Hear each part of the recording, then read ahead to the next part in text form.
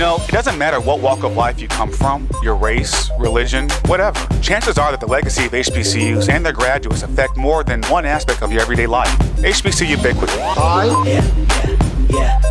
Yeah. Welcome aboard. Welcome to another episode of the new HBCUbiquity podcast. I'm your host, Thomas Joyner Jr. Question: which colleges and universities comprise the Atlanta University Center?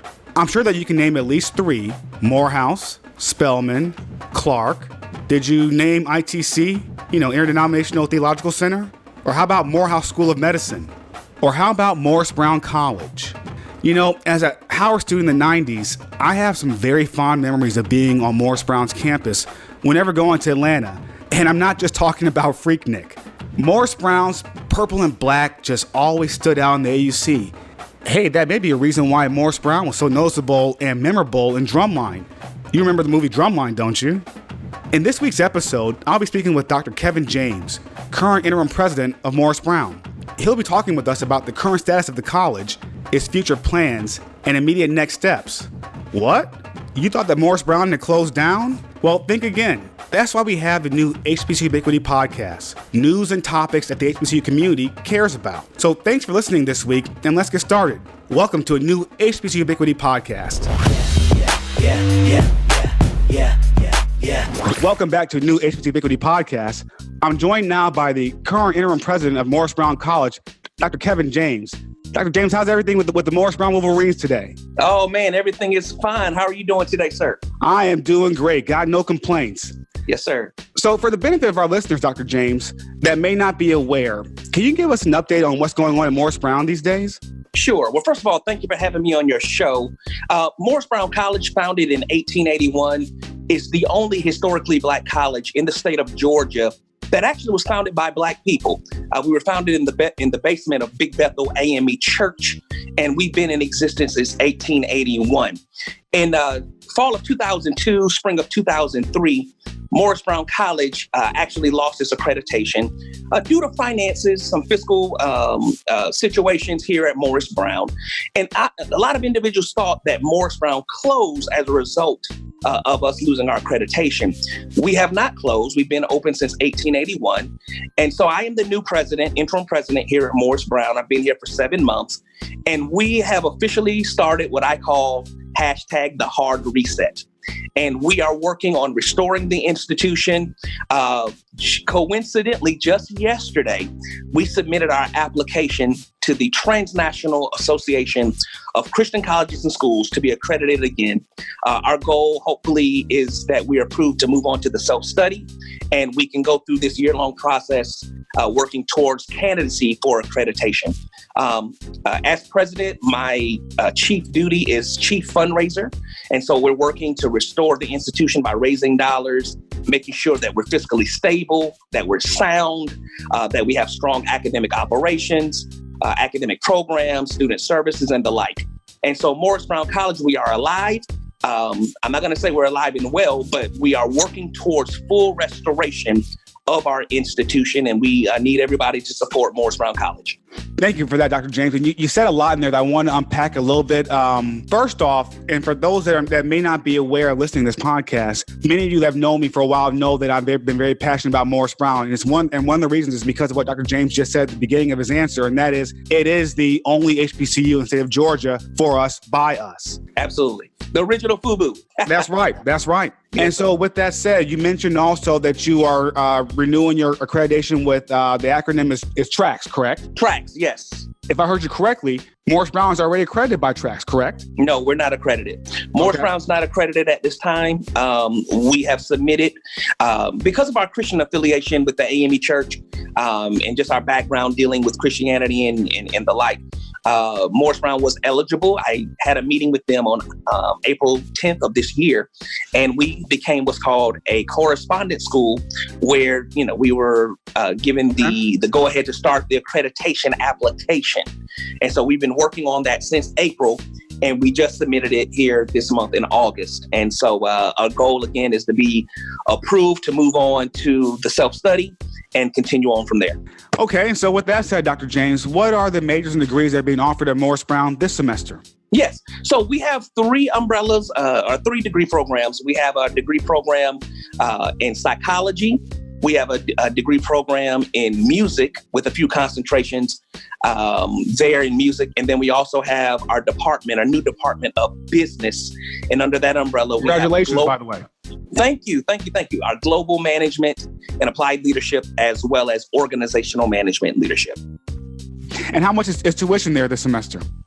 Yes, our tuition is about $2,000, $2,100, and it's much lower than other institutions. Yeah. As you know, Morris Brown colleges we're not accredited, so we're not eligible for financial aid. But we have different payment plan options for those interested in attending. For those that are interested in attending, what are your admission standards? Well, we are open admissions institution. We do require a GED or a high school diploma. Okay. And for the most part, individuals who come to us have those credentials. And we work with students who are interested in attending Morris Brown College regarding a payment plan option if they can't pay in full. And for the most part, we've been able to really nurture those students who are here.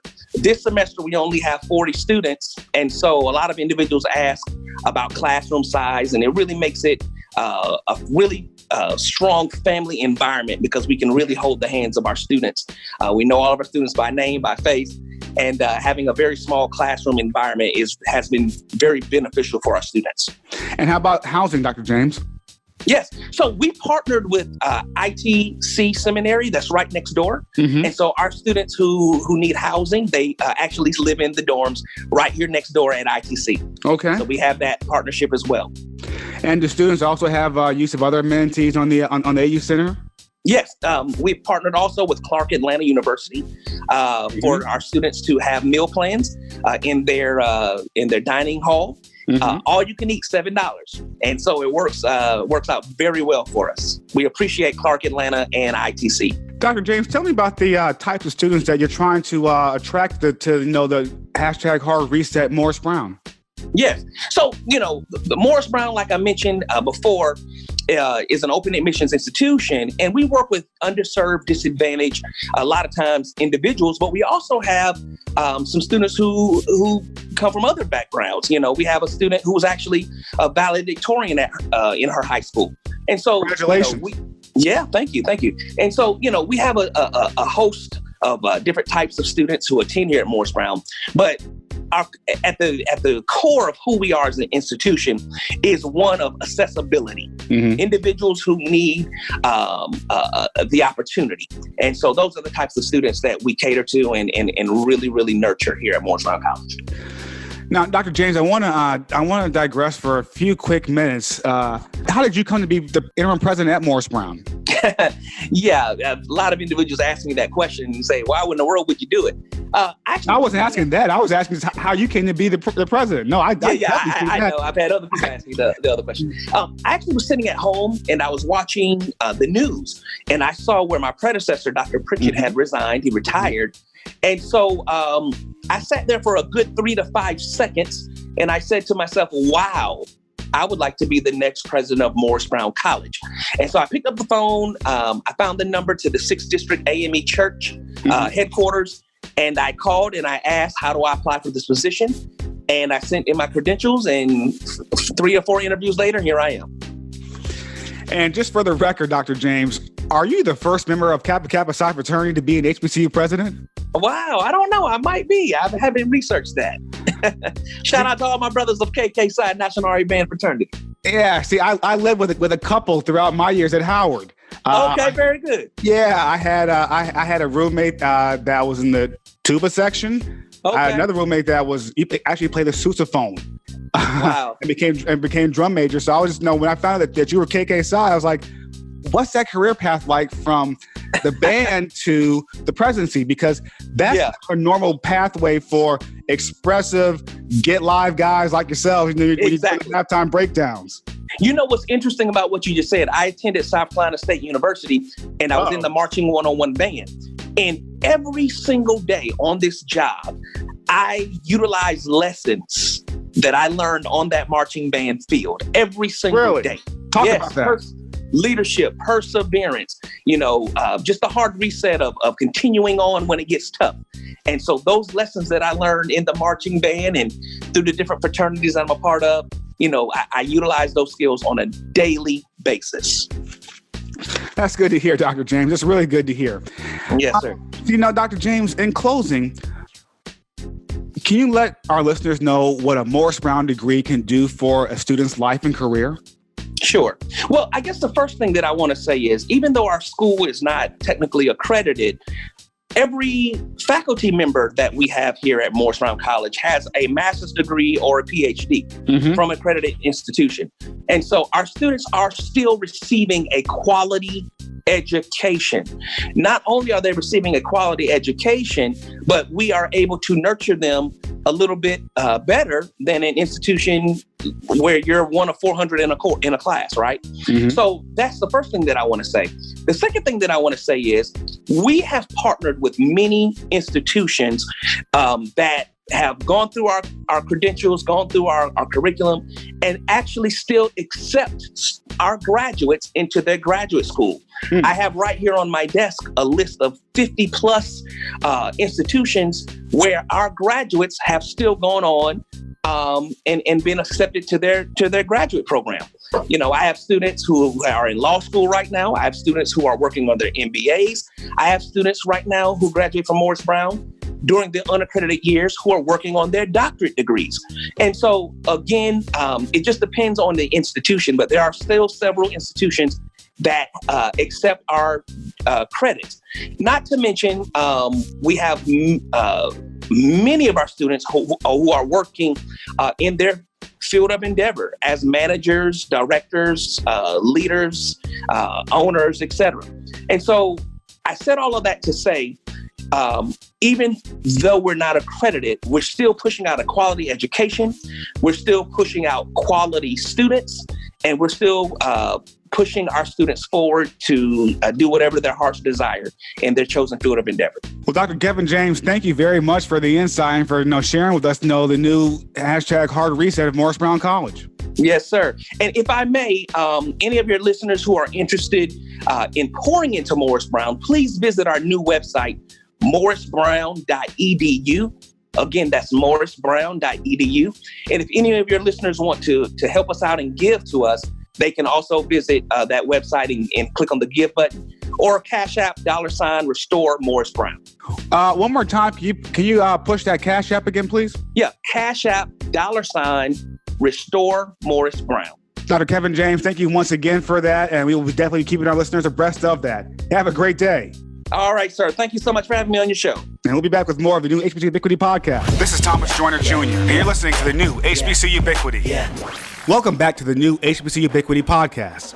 In closing this week's episode, I want to first thank Dr. Kevin James for his time and his transparency about the new Morris Brown College. #hard reset. I like that, and I think that's very important right now. Yeah, so for the second time today, I guess I want to go back to a quote from Dr. James from the beginning of this interview about Morris Brown being the only HBCU in the state of Georgia that was founded by Black people for Black people. Morris Brown College is a very notable accomplishment and a part of the legacy of our ancestors, but let's be honest, it's kind of like a stepchild in today's HBCU community, and that needs to change. Now, believe me, I hear you. Why can't we just let Morris Brown die off? Why won't it just close? At this point, what's worth saving at Morris Brown College? Well, I heard several reasons to continue supporting and uplifting Morris Brown in today's conversation with Dr. James. $2,000 per semester? Open admissions? No accreditation right now, but still viable pathways to accredited graduate schools of note? Well, those factors matter, especially in a Black city like Atlanta. Let's be realistic here. In order to maintain the progressive direction of the city of Atlanta and its politics, we need Morris Brown as much as we need the rest of the institutions in the AUC. And by the way, AUC is Atlanta University Center. But if Atlanta is to continue its reputation as an ideal city to live and work in as a Black professional, we need Morris Brown to stay where it is and to keep educating students. We need a college option in Atlanta that's cheap and that admits anyone that desires to better themselves through education. We need colleges that elevate Atlanta, but we also need at least one college that reinforces Atlanta. And you heard Dr. James tell us that Morris Brown's doors are still open and is still providing a quality education with master level and PhD faculty. There are currently 105 HBCUs in existence. Let's maintain that number. We don't want to lose another one of our schools. And contrary to what some think, no, we have not lost Morris Brown. Like Dr. Kevin James said, morrisbrown.edu. Apply or make a donation. Thank you for listening to this episode of the new HBCUbiquity podcast. I'm Thomas Joyner Jr., and I look forward to another conversation with you on next week.